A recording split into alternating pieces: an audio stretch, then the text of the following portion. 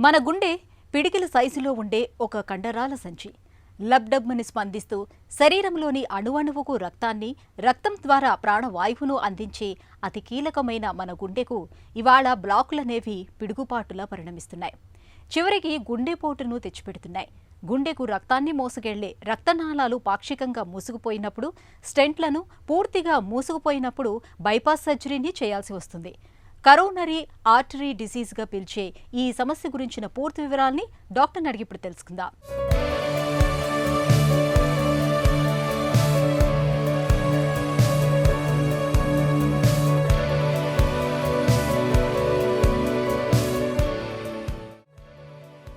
మన గుండె పిడికిలి సైజులో ఉండే చిన్ని కండరాల సంచి. తల్లి గర్భంలో ఉన్నప్పుడే పని మొదలుపెట్టి చివరి శ్వాస వరకు లబ్డబ్మని స్పందిస్తూ శరీరంలోని అణువణువుకు రక్తాన్ని, రక్తం ద్వారా ప్రాణవాయువును, శక్తిని సరఫరా చేసే అతి కీలకమైన అవయవం. ఇంతటి కీలక పనుల్ని నిర్వహించే మన గుండెది అత్యంత అనిశ్చిత పరిస్థితి. ఎప్పుడు ఏ విధంగా గుండెపై పిడుగులు పడతాయో చెప్పడం కష్టమే. ప్రపంచంలో గుండె జబ్బుల కేసులు భారతీయుల్లోనే ఎక్కువ. నిజానికి గుండెకు వచ్చిపడే చిక్కులన్నీ రక్తనాళాల్లో ఏర్పడే బ్లాకుల వల్లే. ఈ రకమైన పరిస్థితిని కరోనరీ ఆర్టరీ డిసీజ్ అని, వాడుకలో గుండె జబ్బు అని పిలుస్తారు. రక్తనాళాల్లో అవరోధాలు తలెత్తటానికి రక్తంలో కొలెస్ట్రాల్ శాతం పెరగడంతో పాటు గాడి తప్పిన మన ఆహారపు అలవాట్లు, తగ్గిపోయిన శారీరక శ్రమ, మద్యపానం, ధూమపానం లాంటి అలవాట్లు, ఒత్తిళ్లు, ఆందోళనలు, బద్ధకపు జీవనశైలి ఇవన్నీ కారణాలే అంటారు డాక్టర్లు. ఈ కరోనరీ ఆర్టరీస్లో మనకి బ్లాకేజెస్, పూడుకలు ఏర్పడటం వల్ల మనకి గుండెకి సరఫరా అయ్యే మంచి రక్తం అనేది మనకి తగ్గుతుంది. ఈ ప్రాసెస్ని మనం సైంటిఫిక్ పరిభాషలో అథెరోస్క్లెరోసిస్ అంటాం. అథెరోస్క్లెరోటిక్ ప్లాక్ కనుక రప్చర్ అయితే మనకి అక్కడ ఈ రక్త నాళాలలో ఉండే బ్లడ్ అనేది అక్కడికి చేరుకొని అది క్లాట్ అవటం జరుగుతుంది. అంటే ఏంటి, ఈ రక్తనాళాల్లో పూడుకల్లో రెండు రకాలు ఉంటాయి. ఒకటి స్టేబుల్గా ఉండే అథెరోస్క్లెరోటిక్ ప్లాక్, రెండవది అన్స్టేబుల్గా ఉండే అథెరోస్క్లెరోటిక్ ప్లాక్. ఈ స్టేబుల్గా ఉండే ప్లాక్ వల్ల మనకి యాంజైనా లక్షణాలు ఉంటాయి. ఈ అన్స్టేబుల్గా ఉండే ప్లాక్ వల్ల, అన్స్టేబుల్గా ఉండే ప్లాక్ అంటే ఏంటి, ఆ ప్లాక్ ఆల్రెడీ రప్చర్ జరిగి మనకి అక్కడ బ్లడ్ క్లాట్ అవ్వటం అనే ప్రాసెస్ జరుగుతుంది. దానివలన ఏమవుతుందంటే మనకి ఈ యాంజైనా నుంచి మనం అన్స్టేబుల్ యాంజైనా కానీ లేదా అది ప్రమాదకరమైన హార్ట్ అటాక్కి దారితీస్తుంది. ఈ కరోనరీ ఆర్టరీ డిసీజ్లో బ్లాకేజెస్ రావడానికి ప్రధాన కారణాలు ఏంటంటే మనం ఇక్కడ చెప్పుకోవాల్సినవి, ఒకటి జన్యుపరమైన కారణాలు, రెండోది జీవనశైలికి సంబంధించిన కారణాలు. అసలు ఇప్పుడు ఇక్కడ ఏంటంటే మనం ఈ రక్తనాళాలలో ఫ్యాట్ డిపాజిట్ అవటం అనేది మనం మన తల్లి కడుపులో ఉన్నప్పుడే స్టార్ట్ అవుతుంది. మనకి ఇప్పుడు ఈ ఏజ్లో వస్తుందా, ఆ ఏజ్లో వస్తుందా అనేది లేదు. మనం తల్లి గర్భంలో ఉన్నప్పుడే ఈ రక్తనాళాల లోపల ఈ ఫ్యాట్ డిపాజిట్ అవ్వటం అనేది స్టార్ట్ అవుతుంది. కాబట్టి వీటికి కనుక మెయిన్గా ఏంటంటే జన్యుపరమైన కారణాలు, జీవనశైలికి సంబంధించిన కారణాలు. మనకి ఫ్యామిలీలో కనుక ఫాదర్కి కనుక <65 years, మదర్కి కనుక <55 years కనుక హార్ట్ ప్రాబ్లమ్స్ వస్తే కనుక మనం ఆ ఫ్యామిలీ మిగతా మెంబర్స్ కానీ వాళ్ళ రిలేటివ్స్ కానీ ఇంకా మనకి జీవనశైలికి సంబంధించిన మార్పులు చేసుకోవటం ద్వారా మనం హార్ట్ అటాక్స్ అనేవి రాకుండా కాపాడుకోవచ్చు. మన ఏషియన్ జీన్స్లోనే ఈ హార్ట్ అటాక్ వచ్చే గుణం ఎక్కువగా ఉంటుంది. డయాబెటీస్ ఉన్న వాళ్ళకి 2 నుంచి 3 రెట్లు గుండెపోటు వచ్చే రిస్క్ ఎక్కువగా ఉంటుంది. గుండెకు రక్తాన్ని సరఫరా చేసే ప్రధానమైన 3 రక్తనాళాలు అడ్డంకులతో పూర్తిగా పూడుకుపోయినప్పుడు గుండెకు రక్త సరఫరా సరిగ్గా జరగదు. ఇలాంటప్పుడు కొద్దిపాటి పనిచేసినా, ఆహారాన్ని ఎక్కువగా తీసుకున్నా చివరికి విశ్రాంతి సమయాల్లోనూ గుండెలో నొప్పి, ఆయాసం వచ్చేస్తుంటాయి. మందులు వాడుతున్నా పెద్దగా ఉపయోగం ఉండదు. ఇలాంటి పరిస్థితుల్లో స్టెంట్ లేదా బైపాస్ సర్జరీ చేసి గుండెకు రక్త సరఫరాను పునరుద్ధరించాల్సి ఉంటుంది. అయితే ఎవరికి స్టెంట్ వెయ్యాలి, ఎవరికి బైపాస్ అవసరం అన్నది రక్తనాళాల్లో బ్లాకుల తీవ్రత, అవి ఏర్పడిన చోటుపై ఆధారపడి ఉంటుంది. బ్లాకు తీవ్రత తక్కువగా ఉన్నప్పుడు చాలా వరకు స్టెంట్ వేస్తుంటారు. వయసు ఎక్కువగా ఉండి గంటల తరబడి ఎనస్థీషియాను తట్టుకోలేని వారికి తప్పనిసరిగా బైపాస్ చేస్తుంటారు. అయితే ఎవరికి స్టెంట్, ఎవరికి బైపాస్ అన్నది రోగి శారీరక స్థితి, ఇతర ఆరోగ్య పరిస్థితులను పరిగణనలోకి తీసుకుని డాక్టర్లు నిర్ణయం తీసుకుంటారు. కరోనరీ ఆర్టరీ డిసీజ్ని నిర్ధారించడానికి ఈరోజు చాలా మనకి ఆధునాతనమైన డయాగ్నోస్టిక్ టెస్ట్ అన్ని వచ్చినాయి. ప్రాథమికంగా ఈసీజీ, ఎకోకార్డియోగ్రామ్ నార్మల్గా ఉన్నా కానీ మనకి గుండె యొక్క రక్తనాళాల్లో బ్లాకేజీలు ఉండొచ్చు.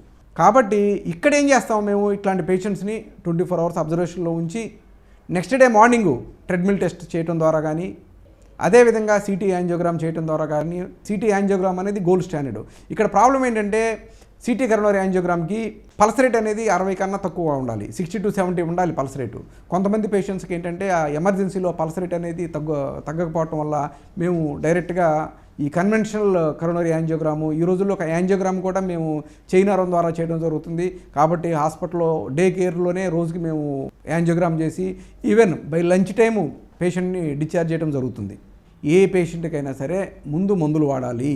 మందులు వాడిన తర్వాత నెక్స్ట్ మనం యాంజియోగ్రామ్ టెస్ట్లో కనుక బ్లాకేజెస్ మరీ క్రిటికల్గా ఉండి మందుల వలన కనుక సిమ్టమ్స్ కనుక తగ్గకపోతే దెన్ పేషెంట్కి మనం యాంజియోప్లాస్టీ ద్వారాగా మనం ఆ బ్లాక్స్ని మనం క్లియర్ చేయడం జరుగుతుంది. ఇక్కడ ఏంటంటే ఇది నేను చెప్పింది ఏంటంటే క్రానిక్ స్టేబుల్ యాంజియోనాకి. కానీ పేషెంట్కి హార్ట్ అటాక్ వచ్చినప్పుడు మనం ఈ ప్రైమరీ యాంజియోప్లాస్టీ అండ్ స్టెంటింగ్ అంటే ఏంటి, డైరెక్ట్గా హార్ట్ అటాక్ వచ్చినప్పుడు మనం థ్రాంబోలైసిస్ ద్వారా, అంటే థ్రాంబోలైసిస్ అంటే ఏంటంటే బ్లడ్ క్లాట్ బ్లస్టర్స్ అనమాట. అవి ఆ బ్లడ్లో ఉన్న క్లాట్స్ని అవి కరిగిచ్చేస్తాయి. ఈ థ్రాంబోలైటిక్ థెరపీ ఏంటంటే సక్సెస్ రేట్ అనేది 60 to 70% ఉంది. అదేవిధంగా ప్రైమరీ యాంజియోప్లాస్టీలో అయితే సక్సెస్ రేట్ అనేది ఆల్మోస్ట్ 95 to 96% ఉంటుంది ప్రైమరీ యాంజియోప్లాస్టీలో. అంటే ఏంటి, మనం ఈ థ్రాంబోలైసిస్ చికిత్స కన్నా కూడా ఈ ప్రైమరీ యాంజియోప్లాస్టీ డైరెక్ట్గా పేషెంట్ని క్యాథ్ ల్యాబ్కి తీసుకువెళ్ళి మనం యాంజియోగ్రామ్ చేసి ఆ బ్లాకేజెస్ తీయటం వల్ల మనం మన యొక్క గుండె యొక్క పంపింగ్ సామర్థ్యం అనేది తగ్గకుండా మనం కాపాడుకోవచ్చు. బైపాస్ సర్జరీలో భాగంగా రక్తనాళంలో పూడుకుపోయిన భాగాన్ని వదిలేసి ఆరోగ్యంగా ఉన్న చోట రక్తనాళానికి వేరే రక్తనాళంతో అతుకుపెట్టి గుండెకు తిరిగి రక్త సరఫరాను పునరుద్ధరిస్తారు. బైపాస్ సర్జరీకి కనీసం 3 నుంచి 4 గంటల సమయం పడుతుంది. ఈ ఆపరేషన్ను చేసే సమయంలో ఆపరేషన్ చేసే వ్యక్తికి జనరల్ ఎనస్థీషియా ఇస్తారు. ఈ బైపాస్ సర్జరీ చేసే సమయంలో గుండెను స్తంభింపచేయటం అంటే కొట్టుకోవడం ఆపివేస్తారు. అయితే ఈ సమయంలో పంప్ ఆక్సిజనేటర్ ద్వారా రక్త ప్రసరణ జరుగుతుంది.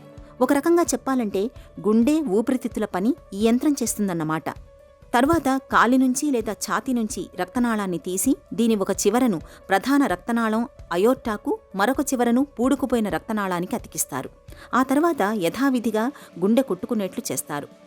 ఇటీవలి కాలంలో హార్ట్ లంగ్ మెషిన్ అవసరం లేకుండానే బీటింగ్ హార్ట్ అంటే గుండె పనిచేస్తుండగానే బైపాస్ సర్జరీ చేస్తున్నారు. హార్ట్ డిసీజ్ ఎవరికి వస్తుంది అనేది మనం ప్రిడిక్ట్ చేయొచ్చు. అంటే ఎస్పెషల్లీ వంశపారంపర్యంగా గుండె జబ్బులు ఉన్న వాళ్ళకి గుండెపోటు వచ్చే రిస్క్ ఎక్కువ, షుగర్ వ్యాధి ఉన్న వాళ్ళకి గుండెపోటు వచ్చే రిస్క్ ఎక్కువ, బీపీ ఉన్న వాళ్ళకి, అదేవిధంగా క్రమబద్ధమైన వ్యాయామం లేని వారికి, ఒబేసిటీ ఉన్నవారికి, వీళ్ళని ఏంటంటే మనం హై రిస్క్ గ్రూప్ అంటాం. ఈ హై రిస్క్ గ్రూపులో లైఫ్ స్టైల్ మోడిఫికేషన్ ద్వారా మనం ఈ హార్ట్ అటాక్ అనేది రాకుండా మనం కాపాడుకోవచ్చు. ఇక్కడ ఎస్పెషల్లీ ఏంటంటే మనం రెగ్యులర్గా వాకింగ్, అదేవిధంగా ఈ స్ట్రెస్ అనేది మనకి ఈ రోజుల్లో చాలా విపరీతంగా పెరిగిపోయింది. మేము పేషెంట్లు అడుగుతూ ఉంటాం, ఎందుకు నువ్వు సిగరెట్లు తాగుతున్నావు అని. వాళ్ళు కామన్గా చెప్పే ఆన్సర్ ఏంటంటే నాకు చాలా ఒత్తిడి ఎక్కువగా ఉంటుంది డాక్టర్ గారు అంటే అంటారు. అంటే ఏంటంటే ఇక్కడ స్ట్రెస్ ఎక్కువ ఉన్న వాళ్ళు ఎక్కువ స్మోకింగ్ చేయటం, ఎక్కువ ఆల్కహాల్ తీసుకోవటం, వాళ్ళు ఎరాటిక్గా ఫుడ్ హ్యాబిట్స్ తీసుకోవటం, ఇవన్నీ జరుగుతూ ఉంటాయి. వీటన్నీ ఏంటంటే వాళ్ళు ఆ స్ట్రెస్ని నెగిటివ్ ఇంపాక్ట్ ఉండే లైఫ్ స్టైల్స్ తీసుకుంటున్నారు. కానీ ఈ స్ట్రెస్ ఉన్న వాళ్ళు ఈవెన్ రెగ్యులర్ వాకింగ్ కానీ, యోగా కానీ, మెడిటేషన్ కానీ, లేదా గార్డెనింగ్ కానీ, లేదా స్విమ్మింగ్ కానీ, లేదా రెగ్యులర్గా మ్యూజిక్ వినటం, ఇవన్నీ చేయడం ద్వారా ఏంటంటే మనం స్ట్రెస్ని చాలా వరకు కూడా తగ్గించుకోవచ్చు. ఈ ఫైబర్ డైట్ తీసుకోవటం ద్వారా మనం ఎల్డిఎల్ కొలెస్ట్రాల్ అనేది కంట్రోల్లో ఉంచుకోవచ్చు. మనం పల్సెస్ కానీ, లెగ్యూమ్స్ కానీ, అదేవిధంగా సోయాబీన్స్ కానీ, మన నట్స్ కానీ, and especially green leafy vegetables, fruits, salads, ఇవన్నీ కూడా ఎక్కువ మొత్తంలో తీసుకోవాలి.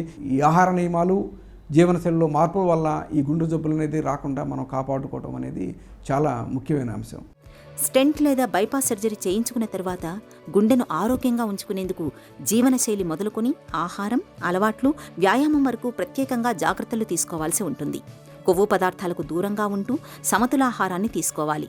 నిత్యం కనీసం గంట పాటైనా వ్యాయామం చేయడాన్ని అలవాటు చేసుకోవాలి. నడి వయసులోకి వచ్చాక తరచూ బీపీ, కొలెస్ట్రాల్, షుగర్ పరీక్షల్ని చేయించుకుంటూ ఉండాలి. ఇప్పటికే హై బీపీ, షుగర్ ఉన్నట్లయితే క్రమం తప్పకుండా మందులు వాడుతూ చక్కగా అదుపులో ఉంచుకోవాలి.